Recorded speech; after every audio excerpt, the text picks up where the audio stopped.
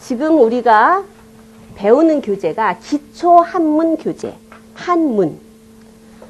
한 그러면은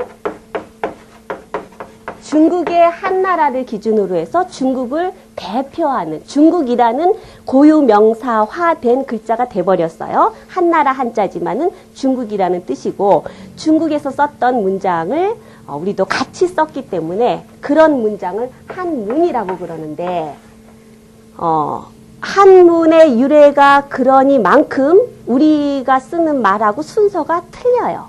우리가 쓰는 말하고 순서가 틀려서 우리는 나는 이러면은 나는 그런 주어가 먼저 나오고 나는 뭐뭐를 뭐뭐 했다. 뭐뭐를 해당되는 건 목적어죠. 그게 두 번째 나오고 뭐뭐 했다. 이게 세 번째 나오지만 우리는 이게 먼저고 요게 두 번째고 가장 기본적인 문형을 보면 나는 뭐뭐를 했다. 이런 식으로 주어는 문장에 은 내지는 는, 이, 가 이런 게 붙으면 주어라고 그래요. 주된 말이에요. 문장에서. 그래서 영희는, 철수는, 나는 이렇게 은는, 이가는 앞에 있는 말에 따라서 바뀌어지는 토예요. 이런 거를 주격토라고 그러죠. 수러는 서술하다 해서 뭐뭐이다. 이래서 맨 마지막에 해당되는 것이 수러예요. 뭐뭐이다.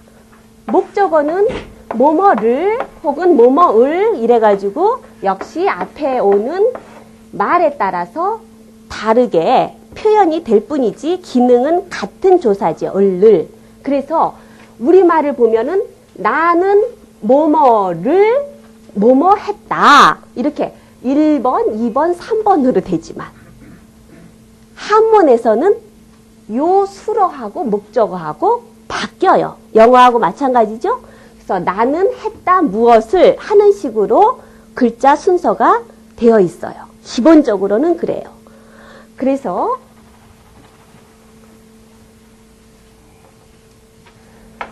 이게 나자죠? 이건 뭘까요? 이거는 그러면 아의 복 그러는데 해석이 어떻게 될까요? 이건 이제 뛰어넘어야 되겠네요. 정답이 나왔어요. 나는 입었다 옷을 이렇게 되죠. 그쵸? 나는 입었다 옷을. 요거는 옷은 우리가 한자 공부할 때 옷의 그래요. 옷의. 그쵸? 그래서 옷이라는 뜻을 가지고 있는 음은 의가 되죠. 명사로 하면 이름을 붙이는 명사로 하면은 옷이라는 것이지만 동사로 하면 입었다, 입다 의자가 되는 거예요. 그렇죠? 그러니까 수로의 위치에 있으면은 입다 이렇게 해야지 옷 그러면은 꼼짝을 못 하잖아요. 그죠? 옷 이렇게 번역을 해보면은 요 글자가 운영이 안 되죠. 그렇죠? 그러니까 요거를 입었다. 옷복자, 옷. 그렇게 되는 거예요. 그 의복만 가지고도 한 문장이라고 치면은 복을 의했다. 이렇게 되겠죠. 그렇죠? 그런 게 아주 기본적으로 나는 뭐뭐 했다, 뭐뭐를 그런 식으로 한문은 배열이 되어 있어요. 이제 경우에 따라서는 주어 부분이 생략될 수도 있고 앞에 부사 어나 부사 구절이 나올 수도 있고 그래서 문장이 점점 이제 복잡하게 여기에 살이 붙여서 확대가 되겠지요. 기본적으로는 했다, 이다, 뭐뭐을 이런 식으로 배열이 되어 있어요. 그래서 처음에 이걸 보면 부생아신 그러니까 아버지는 주어죠. 아버지는 생, 낳았다, 이다. 그래서 이게 수러가 되는 거고 아신 그러면은 그냥 이거 낳았자 없다고 치면은 몸을 낳았다 이렇게 되겠죠. 그렇죠? 몸을 낳았다. 아는 뭐냐면은 요것을 꾸며주는 말이 돼요. 이거 낳았자라고 나 하나만 가지고 있으면 이제 여기에 이 화합이 안 돼요. 한문에 어디 도움이 안 되잖아요. 문장에 나를 어떻게 해야 되죠. 그래서 우리말로 번역할 때는 나의 그래서 나의 뭐뭐의 그렇게 나의 몸 이렇게 되는 거예요. 그러니까 이게 한꺼번에 목적어 부분이 되는 거죠. 그렇죠? 이게 한꺼번에. 아버지는 나의 몸을, 낳다. 이렇게 된단 말이에요. 기본적으로는 그래요. 그래서 이제, 요런 틀로서 한문을 번역해 가면 돼요. 그래서 이렇게, 낳았다, 내 몸을, 나의 몸을. 근데 내 몸을 이래도 틀린 거 아니란 말이에요. 그렇죠? 그렇게 하면은, 이 사자성어에, 사자성어로다가 만들어졌기 때문에 해석은 뭐 문제될 게 없어요. 다 할 수 있어요. 두 번째에도 보면은 모국 아신이니까 어머니는 주어지 어머니는 기를 기르다. 아신 나의 몸을. 그러면 뭐 번역은 어려울 게 없어요. 이제 두 번째 칸으로 가면은 뭐 써이자 같은 게 나와서 따로 이제 그런 거는 익혀야지 되겠지요. 근데 맨 처음에 그 첫 번째 줄에 있는 글자만 보면은 뭐 어려울 게 없어요.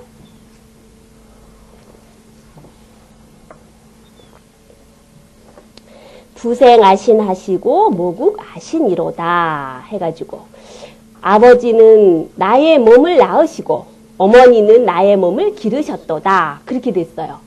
해석은 문제가 없어요. 그러나 이거를 한 4살짜리 애가 이걸 배웠다? 어머, 아버지가 나를 낳으셨어요? 이렇게 물을 수 있겠죠. 그쵸?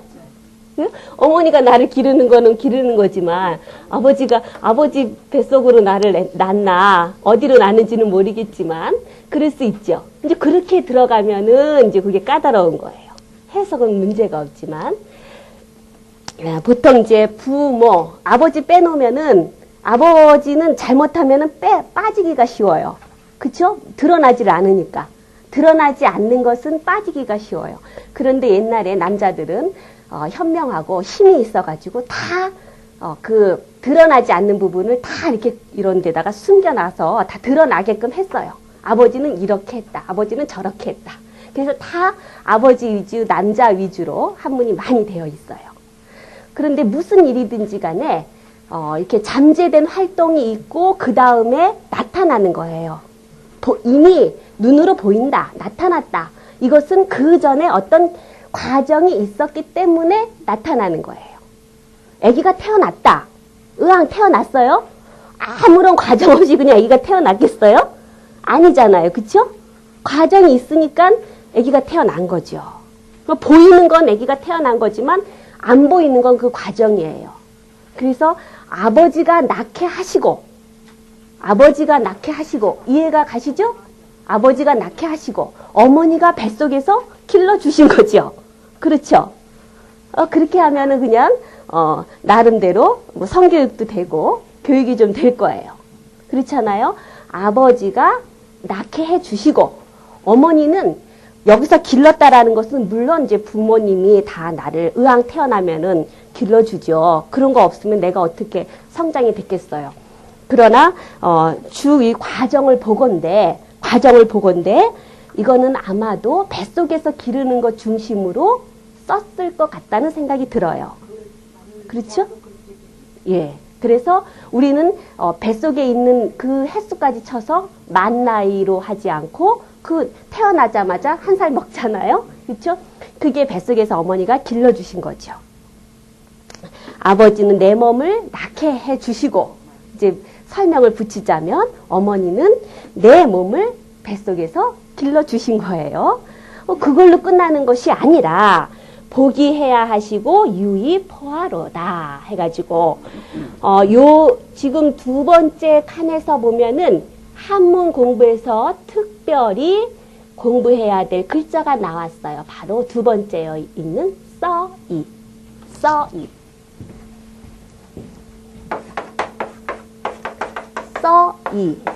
이렇게 돼요. 의미이고 써가 이 글자의 뜻인데 요 써는 뭐뭐로써 하는 거. 뭐뭐로써의 써예요. 근데 뭐뭐로써 이렇게 쓰기도 하고 뭐뭐로서 이렇게 쓰기도 하죠. 우리 맞춤법에 뭐뭐로써 이렇게 쓰기도 하고 뭐뭐로서 이렇게도 쓰기도 하는데 한문에서는 그런 거 구분 없이 다 써나 서나 다 이루다가 표현할 수 있어요. 국어에서 뭐뭐로써, 뭐뭐로서 이렇게 되는 그 격조사를 나눠보면은 뭐뭐로써 그러면은 이것은 기구격이라 그래요. 기구격. 연필도 기구예요. 그래서 연필이라는 기구로서 글씨를 쓰다. 그래서 연필로써 글씨를 쓰다 그러면은 위에 있는 써가 돼야 되겠죠. 밑에 있는 서는 자격격 조사라 그래요. 선생님으로서 가르치다. 그러면 선생님으로서, 선생님이라는 자격으로서. 그래서 밑에는 자격격 조사라 그러고, 조사는 조사 1호대, 국어에서, 우리 국어에서 구분을 해보면은 선생님으로서 학생을 가르치다. 연필로써 글씨를 쓰다. 이렇게 되는 거예요. 뭐뭐로써, 뭐뭐로서 이렇게 되는 게 한문에서는 써 이자예요. 써 이자. 그러면 보통은 써 이자에 놓여지는 위치가 전치사예요. 전, 앞전자, 앞에 치, 놓여지는 말이에요. 앞에 놓여지는 조사예요. 그래서 써 이자 다음에 있는 글자가 이렇게 옷 이자가 있다. 그럼 이건 옷이니까 옷으로써 그렇게 돼야 돼요. 요 옷이라는 글자 앞에 놓여지는 말이에요. 그래서 이걸 전치사예요. 앞전자 앞에 놓여졌다 해서 보통은 그렇게 쓰는 게 정상적인 문장이에요. 선생님으로서 그러면 이 선생 그렇게 되겠죠? 선생으로서. 학생으로서는 이 학생 그래야지 학생으로서 그렇게 되겠죠. 써이자가 먼저 나와야지 정상적인 문장인데 한문은 이런 모든 문장 성분과 어순을 무시하고 힘이 있으면 앞으로 나올 수 있어요. 중요한 말은 앞으로 나올 수 있어요. 그래서 쓰는 사람이 마음대로 중요하다고 생각하면 앞으로 빼낼 수 있고, 써이자 같은 경우에는 벌써 뭐하고 같이 움직이는 글자지 혼자서 움직이는 글자는 아니잖아요. 이런 것은 힘이 없어요. 그래서 쓰는 사람에 따라서 이걸 그냥 뒤로 빼버려도 돼요. 그래서 빼버리면 바꿔 쓴다는 소리예요. 그러니까 이렇게도 쓸 수 있다라는 거예요. 도치시킨다고 그러죠? 뒤집어서 쓸 수도 있어요. 그래서 문장에 따라서는 써이자가 앞에 나오니까 문장이 뭐 볼품이 없어. 재미가 없어. 그러면은 바꿔서 어디자를 앞에다가 써서 균형을 맞출 수가 있어요. 번역하는 사람이 한문 보는 사람이 이거는 앞으로 도치시켰구나. 본래 이렇게 되어 있는 건데 라고 보면 돼요. 지금 여기 보기회아, 유의, 포아 이것도 본래는 써이자가 앞에 있어야지 정상적인 문장이겠죠? 그런데 뒤에다가 뒀어요. 도치를 시켰어요. 이 복이에요.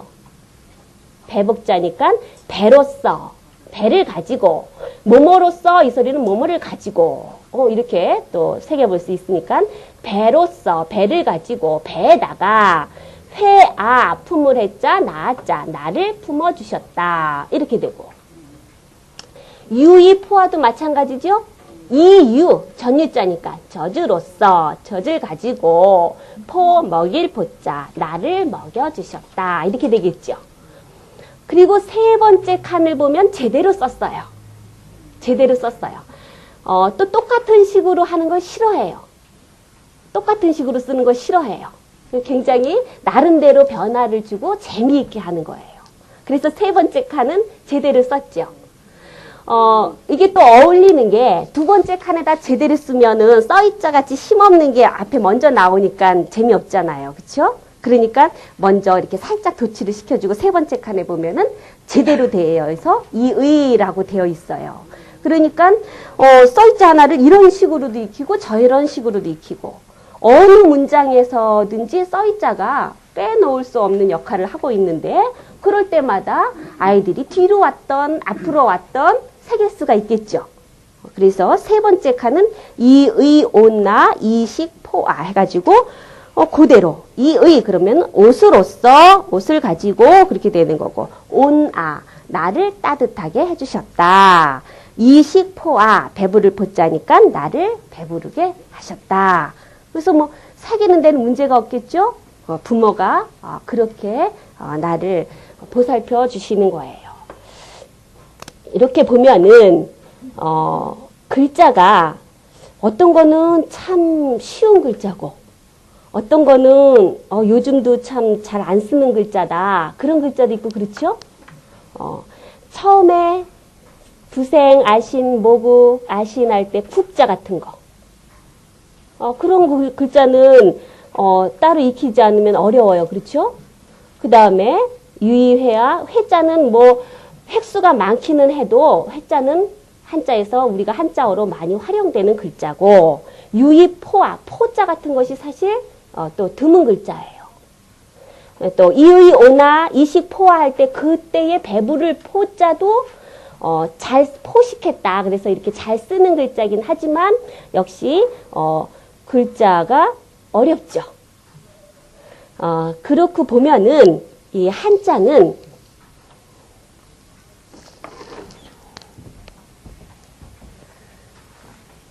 도대체 몇 자나 될까? 한자가 몇 자일 것 같아요? 만자? 네? 오.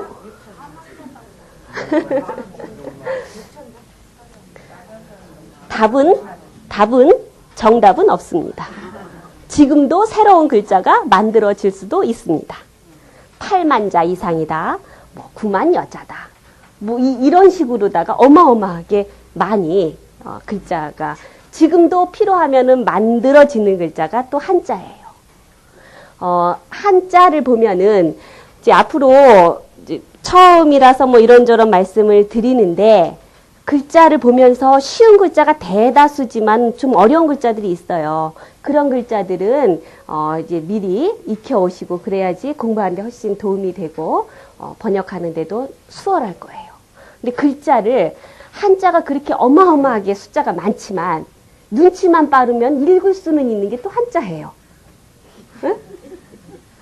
뭔 뜻인지는 몰라도 또 뜻도 짐작도 할 수 있어요. 근데 눈치 빠르면 읽을 수 있어요. 지금 국자 같은 경우에도 내가 이 글자 몰랐다. 그러면 눈치로서 국인 것 같아. 두 번째 칸에 있는 포자도 눈치로서 이 뭐 이럴 것 같아. 그 밑에 있는 배부를 포자도 뭐 이럴 것 같아. 그러죠? 이게 눈치로서 읽을 수 있는 글자예요.